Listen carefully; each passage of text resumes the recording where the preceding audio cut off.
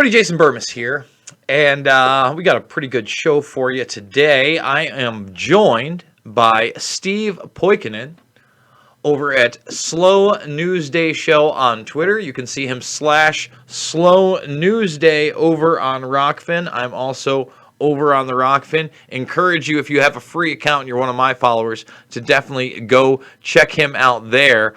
And, all the COVID 1984 madness is about, and, actual criminals seem to be leaving jail across the country and the world, including people like Michael Avenatti, Trump's lawyer, and many others.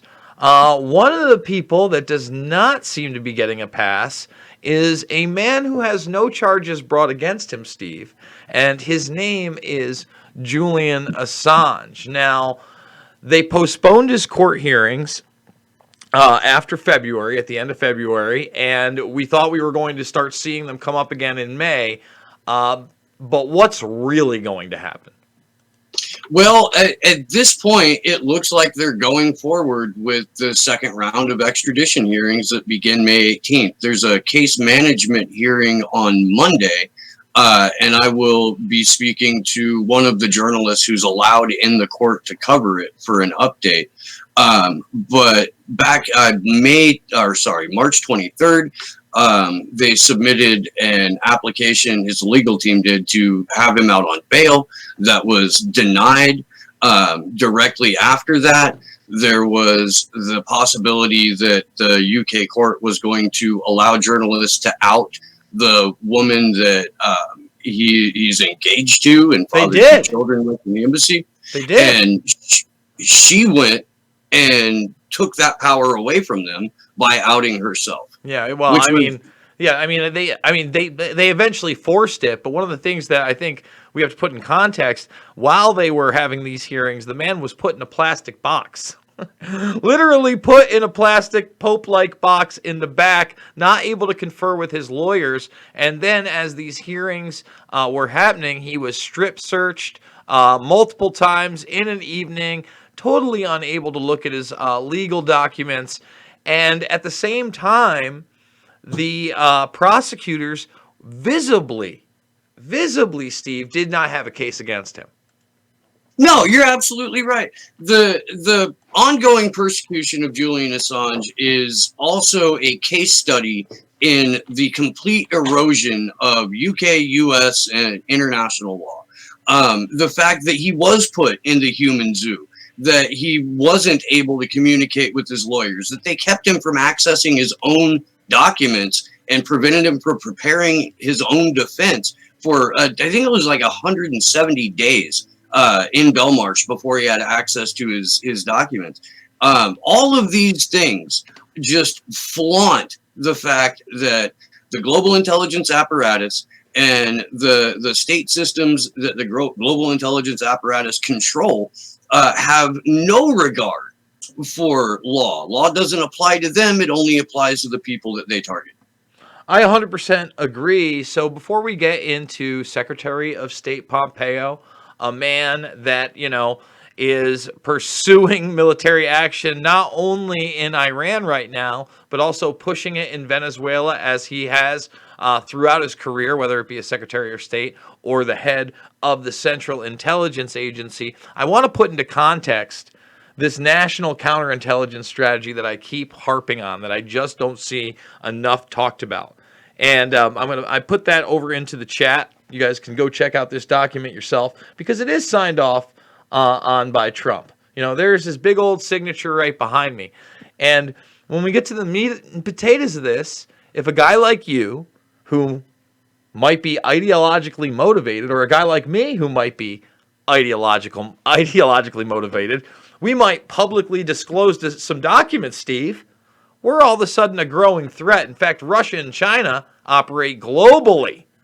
But other state adversaries such as Cuba, Iran, and North Korea, non-state actors such as Lebanese Hezbollah, ISIS, and Al-Qaeda, as well as transnational criminal organizations, lovely, and ideologically motivated entities such as hacktivists, leaktivists, and public disclosure organizations also pose significant threats. And the guy that's going to keep us safe from those threats, mostly behind the scenes, is Mike Pompeo. So tell us about him, Steve. Mike Pompeo is one of those before he became the director of the CIA, he was an in-the-pocket senator for the intelligence service. He's a very hard-line, evangelical-style Christian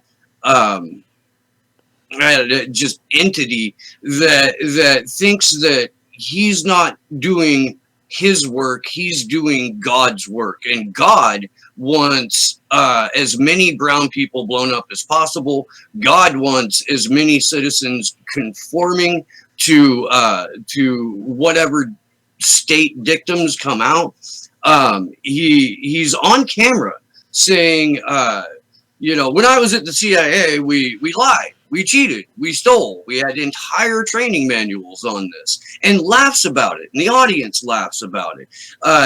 This is a man who believes with faith that a hard right wing state is what the world needs in order to, I don't know, have a U.S. led one world. New world order kind of ordeal. And look, man, he's a threat to anyone who wants to speak truth to power.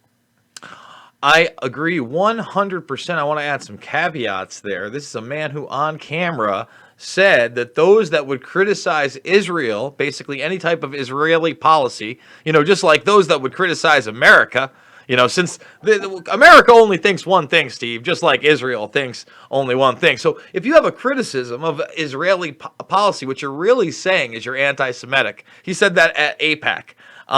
This is astounding. I mean, I am very, very, very concerned at the level of power he maintains inside that circle of swamp that we should be calling it, especially with another CIA guy in the Department of Justice who's pushing just as hard for Julian Assange, Bill Barr. Tell us about Barr.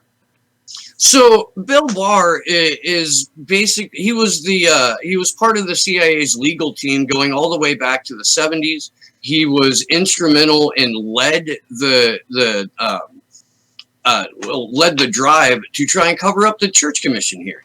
If you jump forward a little bit into the 80s, he was the guy who did everything in his power to obfuscate information about the Iran-Contra hearings. He was put into the Attorney General's position under George H.W. Bush, and it was his job to make sure that all of the information going forward on Iran-Contra was redacted, censored, or just taken out of the sphere altogether. Now, at the Justice Department again, as Attorney General again, his role, of course, is to obfuscate, censor, and as often as possible, round up quote-unquote dissidents. He's currently seeking to get emergency powers within the Justice Department and the entities that are under them to indefinitely detain U.S. citizens who aren't following COVID protocols. This guy is an absolute monster. And a lot of people don't see it when you talk about, especially the combo of Pompeo and Barr. You're talking about Barr, who's a career CIA guy who finished up in college while he worked for the Central Intelligence Agency, was implicated as another figure called Robert Johnson during the Iran-Contra hearings. Okay, now you got him in the Justice Department basically pushing to get Julian Assange here based on false indictments. Johnny nonsense indictments that are trying to sell you on the fact that this guy is a leaktivist and a hacktivist. New made up terms. Imagination land shit. But very real indictments. It's been proven time after time after time through leaked documentation that they wanted him to be detained. Why? So they could bring him over here and basically turn him into a war criminal. Now, even a guy like Hannity this week, Steve, even a guy like Hannity throws it out there. Forget about Julian Assange, because he's kind of playing to his audience a bit. Why aren't we bringing Christopher Steele over here, the man from the fake Russian dossier? See, the ideas aren't mutually exclusive. I don't have to believe in Russian hacking. And again, the president should be supporting Assange because it's only through, the idea of an actual leaker that all that information comes out in 2016. But through shenanigans that we've now exposed, Cassandra Fairbanks, the new intel officer Grenell, that intelligence apparatus that's on the inside, guys like Pompeo, guys like Barr, who are showing Trump falsities so that he goes after Julian Assange. See, Julian Assange's leaks caused American lives to die. Why don't you speak to that? So it has been proven in court that no one's lives were put in danger by the drops that WikiLeaks did. There is testimony in the case of Chelsea Manning, where very high-ranking officers in the military state for the record that it's the case that no one was put in harm's way because of these leaks. So for Barr to come out and say it is just absolutely ridiculous. And to circle back to Pompeo real quick, Pompeo is the man who coined the phrase, WikiLeaks is a hostile non-state intelligence service. This is something that people need to think about, because independent media that publishes information counter to the narrative that may have come through extra legal ways also get brought under that umbrella of a public disclosure outlet. You can become a hostile hostile non-state intelligence agency, Jason. I can. I mean, this is real stuff. And I don't have a lot of respect for Hannity, but he can get some credit for pointing out the fact that Christopher Steele entirely fabricated that dossier, or took information that had already been printed in Russian newspapers and then included it in his report. So it's innuendo, rumor, nonsense, and information that had already existed. 100%, my friend. Tell everybody about the Slow News Day show. For my audience that's just meeting you, you're doing it not only with Action for Assange, and you guys can go to actionforassange.com via these vigils that you guys are now putting on multiple times a week, and then you can follow him at Slow News Day Show on Twitter. But you're doing it on Rockfin, you're doing it on YouTube for as long as we all can. Where can people find you, and how do they support you guys, by the way? Well, Action for Assange currently isn't seeking donations. What we try to do now is direct people either to the WikiLeaks Defense Fund or the individual GoFundMes of targeted activists like Elizabeth Mueller, or whistleblowers like David McBride, who's an Australian citizen who leaked what is basically the equivalent of the Afghan papers here to the Australian press. He's facing 50 years. You can support me. The easiest way to do that is to go to Rockfin. I just started there. If you endorse me for $9.99 a month, you get the premium content of the other creators on that site. What Slow News Day does is we're basically, the whole premise of the thing is to bring the conversation into a post-partisan reality. I try as hard as I can to not use mainstream media material as the baseline content for my show. I go out of my way to find the independent journalists who are doing the groundbreaking work and get them on my show. Like Whitney Webb, who we've both been interviewing fairly frequently lately. Elizabeth Voss is another fantastic researcher and journalist who's been on my show a number of times. Jared Beck and Elizabeth Beck, who are the lawyers for the DNC fraud lawsuit, also frequent guests. If I can bring somebody on, or if I can in some way break the narratives that divide us and push us towards what I refer to as collective ascension, is what I think we need, because all of our isms have fucking failed us miserably. That's the aim of the show. Community sustainability, so that we don't have to rely on a centralized government. That's what I'm trying to get out there. And I hear you 100%. A lot of people think collectivism. Oh, you're a socialist. It's like, no, man, I don't want to be on the left or the right of this, because guess what? It's not Republicans or Democrats that are trying to oppress me. It's both. And they're working on behalf of what? A predator class that pretty much is dictating what we are allowed to do at this very moment. And that's why I did that video on those doctors, because there were a lot of really great points out there that people, even in the alternative media, were not talking about. Steve, say we have the court systems open in the next few weeks, and this goes down, because we're really not seeing any trials in Europe right now. We're not seeing them in the United States, and especially because they're so intertwined. What do you expect to happen? Or do you expect that there will be a postponement of this thing? I really don't, because the judge in this specific case, a woman named Vanessa Baraster, she is little more than a concierge for the U.S. State Department and the global intelligence apparatus. Numerous times, we've heard reports coming out of the courtroom where she has been overly friendly towards the Crown prosecution and very, very harsh, snide, snippy towards Julian Assange and his legal team. So I do expect the extradition hearings to go forward. They've already said that the witnesses that they can call can testify through video link. My hope is they do not extradite Julian Assange, but the reality is that looks like it will be a possibility. So when that happens, Jason, when he gets to the U.S., he will be automatically placed, and this is public information already, under what they call SAMs, Special Administrative Measures. Now, SAMs are just horrific. There is a two-stage gag order on them. And what I mean by that is that not only would Julian Assange not be able to communicate to the press and only communicate to his legal team and friends and family in limited fashion, but that his legal team, anyone he communicates to, are also under a gag order about what SAMs are, or that he is on them at all. In addition to that, the Special Administrative Measures rules say that he is to be cut off completely from all forms of external stimuli, media, television, radio, phone calls, the internet. He can't even read a newspaper.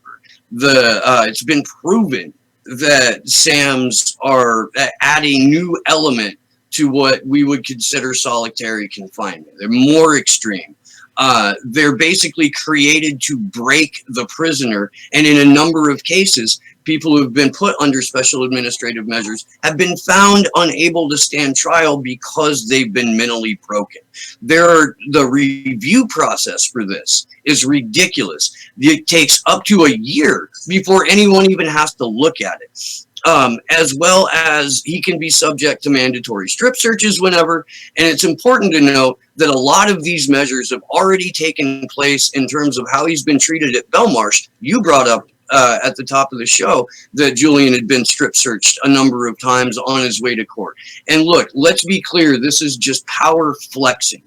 This is a way to humiliate this man. This is a way to further break him. And the UN Special Rapporteur on Torture, Nils Melzer, has already prolifically stated a number of times that Julian Assange has been psychologically tortured. So this is power trying to break and silence not just Julian Assange, but to hold him up as an example to other people who would publish this material, or other whistleblowers who would come forward, or other journalists who want to speak truth to power. It's a way to get them to back off, to get us to back off. And again, this isn't an American citizen. There was no hack. We had somebody who literally refused to perjure themselves and spend even more time in solitary confinement. Wasn't it over a year Manning spent?